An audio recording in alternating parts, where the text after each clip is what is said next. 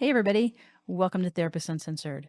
We're doing something a little different today by bringing you a special preview from another podcast that we enjoy and we think you will too. The show is called A Slight Change of Plans. And in it, Dr. Maya Shankar, a cognitive scientist who is an expert on human behavior, examines who we are and who we become in the face of big change. Now, as you know, we've talked a lot about how we respond to life-changing situations here on Therapist Uncensored, and we're always looking for quality strategies, believable strategies, things that really work to help you live better lives. So we think you'll find the stories on A Slight Change of Plans to be relatable, and there's good content on there that will help you navigate in your own personal life and in your own personal stories.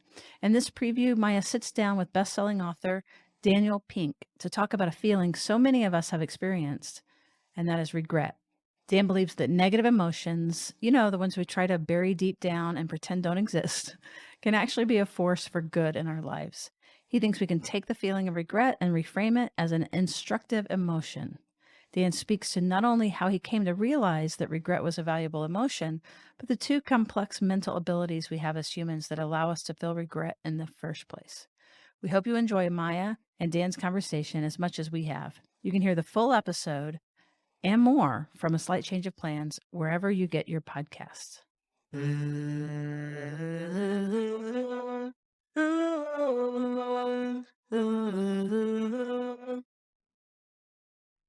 I don't think we've done a very good job equipping people with how to deal with negative emotions. I think at some level, we've sold them a bill of goods about the need to be positive all the time. And what we should be doing is saying, yeah, have lots of positive emotions. They make life fantastic, but you're going to have some negative emotions. And these negative emotions are adaptive. They're functional if you know how to treat them. That's best-selling author Dan Pink, who believes that negative emotions can be a force for good in our lives. Dan is most interested in the emotion of regret, which is the focus of his book, The Power of Regret: How Looking Backward Moves Us Forward. But it took Dan a while to figure out why regret was such a valuable emotion. Reading through all these regrets every day here in my office, why was I not more bummed out? I got these people opening up their hearts and telling me the mistakes that they made and how terrible they feel about it. Why did that not bring me down? And I finally, over time, realized that when people tell you what they regret the most, they're telling you what they value the most. On today's episode, how to transform our relationship with regret to live happier and more fulfilling lives. I'm Maya Shankar, and this is A Slight Change of Plan, a show about who we are and who we become in the face of a big change. So I guess I'll start, Dan, by talking about how much I loved this very visceral description of regret that you share in your book. You call it the stomach-churning feeling that the present would be better and the future brighter if only you hadn't chosen so poorly, decided so wrongly, or acted so stupidly in the past. Of all the feelings to study, why did you choose this one to examine in particular?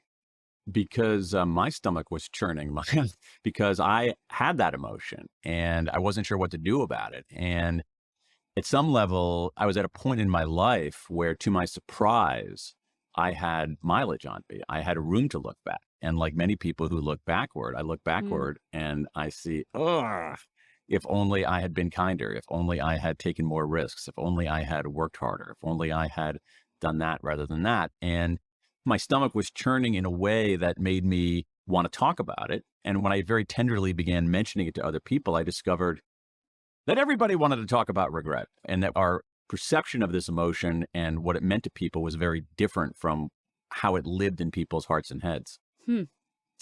Yeah, I love that. I think you probably identified there was something counterintuitive we might discover if you were to go down that path. Before we analyze how regret affects our lives, I first want to recognize just how remarkable it is that we as humans are even capable of feeling this thing called regret. I mean, as a cognitive scientist, I'm always marveling at human abilities, but this one in particular kind of knocks your socks off. You say that our ability to feel regret depends on at least two pretty complex mental abilities. Do you mind painting a picture of what those are? Sure. The two mental abilities are time travel and storytelling. So time travel is essential in our ability to experience regret. If we think about this, so suppose that somebody has a regret about marrying Steve rather than Bob. I married Steve and I should have married Bob. If only I'd married Bob. All right. So think about that. So what are you doing?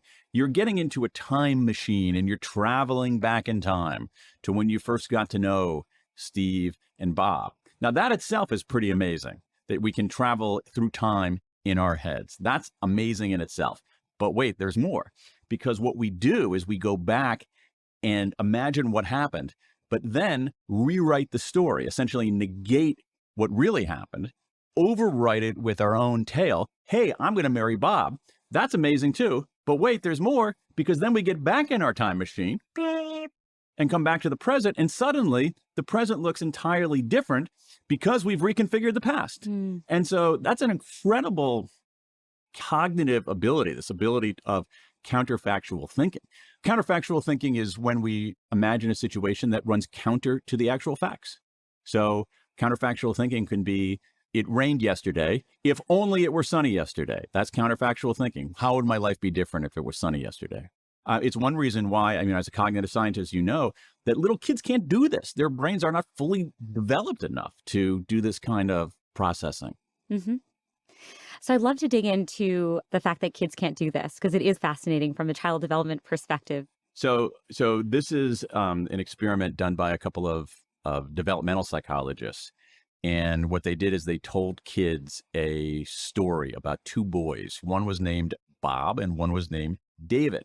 Now, these boys lived near each other, and each day, Bob and David would each ride their bikes to school, and they would take a path that went around a pond. Now, you can go around the right side of the pond to get to school, or you can go around the left side of the pond to get to school. And both paths are equidistant. It's the same length, the same amount of time.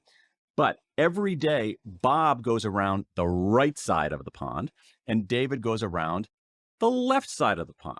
Okay, so what they tell the kids is this is the following story. One morning, Bob rides around the right side of the pond, but unbeknownst to Bob, a tree has fallen, smacking itself into the center of the path, and Bob collides with the branch. He falls off the bike, he hurts himself, and is late to school. The left side of the path was fine. Now, that same morning, David, who gets up, I guess, a little bit later, David, who always takes the left side of the pond, he says, you know what, today I'm going to take the right side of the pond. David also hits the branch. He gets thrown off his bike. He's injured too, and he is late for school.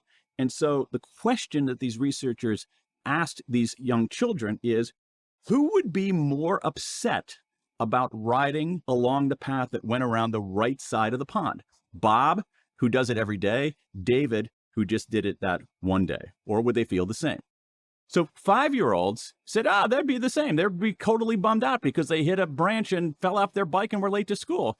But 7-year-olds realized that it was actually David who would be more upset because he deviated from his ordinary path. He'd be more likely to feel regret in this case. Exactly. David would feel more regret because a 7-year-old is saying, if only David had taken the left side of the pond, he would have avoided that branch and gotten to school safely and on time.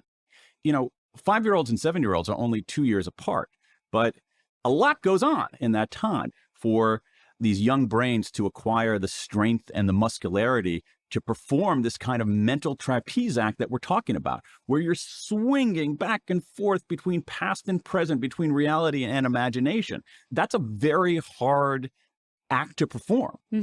And you need the muscle memory, you need the strength, you need the dexterity.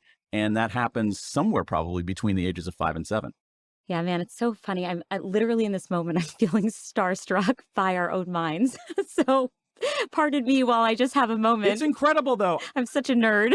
I'm with you. I'm with you 100%. It's actually just astonishing. It's amazing what our minds can do. I mean, it should, honestly, Maya, it should take our breath away. That is, when I was reading the neuroscience and the cognitive science, it's like, wow, our brains are awesome. They're a little glitchy in certain circumstances, but it's a pretty good piece of equipment. You know, like I'm not returning it to the factory. I've said before, I feel like we as humans are so hard on ourselves, but actually we should just feel like we're crushing it every moment of our existence just by virtue of existing and doing like 99% of the things we do on any given day. So, who needs celebrity sightings, Dan, when you've got the human brain? That's what I say. You can get equally Absolutely. Just starstruck. just pull up your MRI and you'll see that's your celebrity sighting for the day. Okay, that was a preview of A Slight Change of Plans from Pushkin Industries. Be sure and look them up to hear more from A Slight Change of Plans wherever you get your podcasts. And stay tuned for our next regularly scheduled episode. We'll talk soon.